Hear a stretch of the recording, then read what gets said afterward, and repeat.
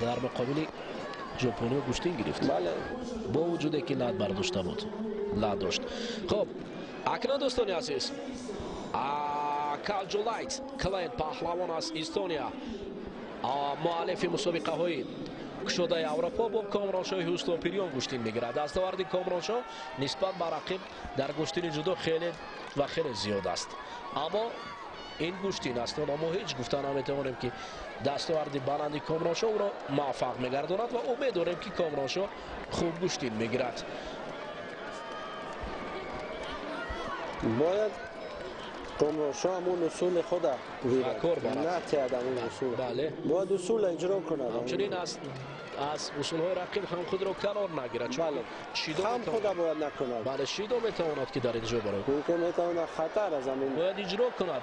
بله. باید اصول اجرا کند. همین مدد دست کمیکات بله خوب میگیرد. همین تکنیک رو کامران استفاده میبرد. حالا اکنون باید همین اصول تیز اجرا کند. وقتی که بله ایستادن در کار نیست. نه اونجا داور است. داور بگذاری میکند. چی بود؟ آرام باید باشد. نه تو در گوشتین گرفتن مو برو سخن کرد. بله. هیچ وقت باید در میدان پهلوان شتاب نکنند. نه بله. اما وقت آرام باشد داور در اونجا است. بجز داوران دیگر هستند. هجوم کند. هجوم باز حرکت باید کند که پرتافت اجرا کند. وقتی که پرتاف اجرا کرد حرکت داوران او را میبیند. خوب کاری کامرانشاه. حالا پرتر باید در نواز هم باید فاول باشد. بله. حالا شاید فاولی کامرانشاه را با نظر گیرد داوری مرکز. بله.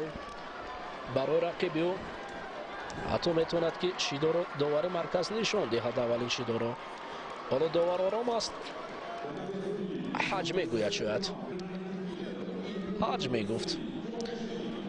ادبار اکنون دوستان عزیز کالجولایت کار باید کند و اصول اجرا کند. مانده در کار نیست. بله. آرام نباشد، فعال باشد. کامرانشاه هیوستون پیریون این فعالی خود را نشان میدهد. چست و چالاکانه از دست چپ و راست گرفتن برای کامرانشاه قلایتر باید افتد رقیب را. همچنین اصول را به کار برد. پرتافت خطرناک است. سیپان است. چون که این ایپان است برای همون کپروک. بله. گفت شما پول کردم. پول کرد چون که این ناممکن است. دو سر پول کردم. باید کامران همون اصول خود اجرا کرد. برای ندادن همون کپروک. این در گوشتین جدا در دیگر گوشتین‌های غالبیت است و غالبیت خطر دارد برای سلامت ترقی. و متاسفانه کامران در دور دوم از دست ورزشگر استونی شکست خورد و با همین طریق روز دوم مسابقه برای ورزشگران ما کامیاب نشد و